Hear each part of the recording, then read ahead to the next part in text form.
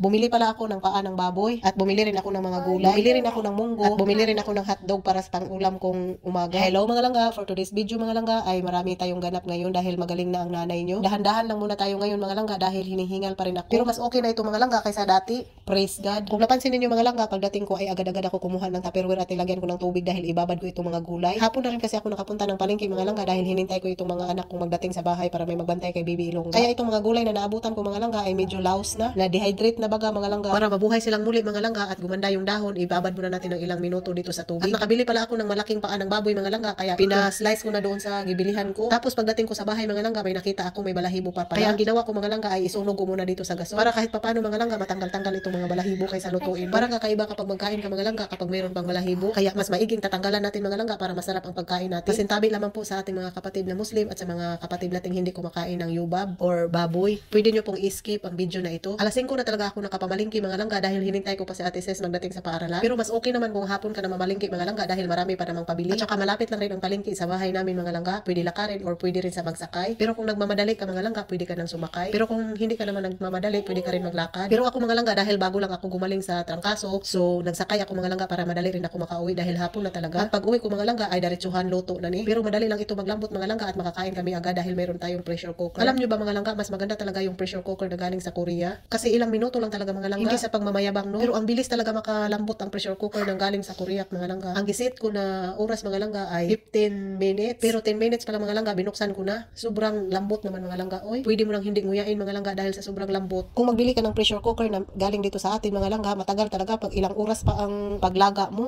Pero itong pressure cooker na galing sa Korea mga langga, 10 minutes lang aba sobrang lambot na yung karne mga langga. Nag-usap pala kami ng asawa ko mga langga at nagsabi ako sa kanya na gusto kong humigop sana ng sabaw. Pero gusto ko yung paa ng baboy. Kaso sinabihan ko siya na wala man magpunta sa palengke. Uy, tamad ako. Pero sabi ng asawa ko magbili daw ako kung gusto ko magkain para makahigop rin daw ako ng sabaw na mainit-init kasi galing pa ako naglaglag. Kaya naisip ko mga langga na kapag magtamad-tamad ako mga langga magpalengke ay hindi talaga kami makahigop ng sabaw na mainit-init na sabaw ng baboy. Kaya pagdating ng mga anak ko galing sa paaralan mga langga ay agad-agad ako nagbihis at naglakad. Kasi gusto ko talagang maghigop ng sabaw pero sabaw ng paa ng baboy ang gusto ko. Para man ako nagalihi mga langga oy. Pero hindi ako nagalihi mga langga oy. Paano tayo magbuntis na wala dito sa Pilipinas ang asawa natin? Diyos ko po, dolor. Mamaya ma-issue naman tayo. Nanood pa naman ang mga marites dito sa tabi-tabi.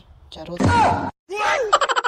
Sa puntong ito mga langga ay hinugasan ko talaga ng maigi mga langga. Kinis-kis-kis ko pa itong mga balat para matanggal yung mga lugod-lugod niya. Lugod-lugod yarn. Mabuti gani mga langga kay pagtapos ko maglinis ng mga karne, mga gulay, mga lamas, saka pa na-burn out ang gripo. Kulbahan ako mga langga, ano na lang yung mga estudyante ko inig ka umaga. Mag-aral sila tapos saan sila magligo. Bihira lang kasi mag-burn out ang tubig dito sa amin mga langga kaya hindi talaga ako nakapanalod ng tubig. At saka hindi talaga ako nagsalod ng tubig mga langga dahil hindi naman nag-burn out ang tubig dito sa amin. Tsamba lang talaga. Kaya nagproblema talaga ako mga langga kasi ang tubig mga langga importante masyado yan sa buhay natin. So sa puntong ito mga langga, hinugasan ko muna itong pressure cooker. Malinis naman ito mga langga pero hinugasan ko ulit para sigurado talaga. Lalo na mga anak ko ang kumakain ng luto ko mismo. Kaya gusto ko talaga mga langga malinis yung niluluto ko kasi ako mismo kumakain rin ito. So paglaga ko pala nitong karne mga langga, sinabay ko na itong munggo para sabay sila maglambot. Pagpasensyahan nyo na mga langga kung makita nyo naman itong lumang rice cooker namin, sobrang itim-itim. Pero wag kayong mag-alala mga langga, malinis naman yan kasi hinugasan ko yan araw-araw. Nag-itim lang talaga yan siya mga langga dahil dyan ako nagsaing ng saging or kamote, dyan ko talaga sinaing. Kaya medyo nag-itim kasi nasunog man mga langga yung saging na niluto ko sa rice cooker mga langga. Hindi sa rice cooker mismo ko niluto mga langga ha, doon sa gas. Naubos kasi yung tubig mga langga kaya yung balat ng saging na sunog, nag-itim doon. Ito pala yung sangkap na gagamitin ko sa aking pagsabaw ng baboy mga langga. Kamatis, bombay at saka luya at black pepper. At ihalo ko rin itong dahon ng kangkong mga langga kasi masarap rin ito sa nilagang baboy. At maliban sa kangkong mga langga, haluan ko rin ito ng pichay. Nakabili rin ako ng 2 taling pichay mga langga at saka 2 taling kangkong. Kaya ihalo ko ito. Ang plano ko ngayon mga langga, hindi ako kakain ng maraming kanin. Gusto ko kumain ako ng maraming gulay ngayon. Hinaluan ko rin ito ng sitaw. At dito ko nahuhugasan ang kangkong mga langga dito sa luma naming rice cooker. Kahit ganyan lang yung hitsura niya mga langga, pero napakinabagan ko na yan ng maraming beses. Kaya di ko talaga yan basta-basta palayain. Kasi marami na yung pinagdaanan sa hitsura pa lang. Alam naman natin mga langga na tayo mga Pilipino mga langga ay mahilig talaga tayo magtago ng mga gamit kahit luma na masyado. Basta alam natin na pwede pang gamitin mga langga ay itago talaga natin yan. O aminin mo, ganun ka rin.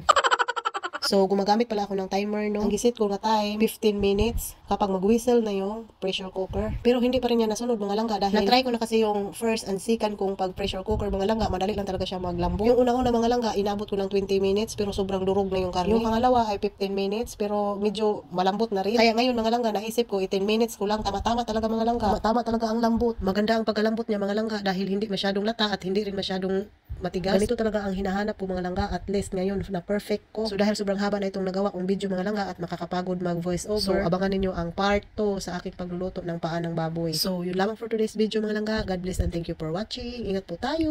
Bye everyone!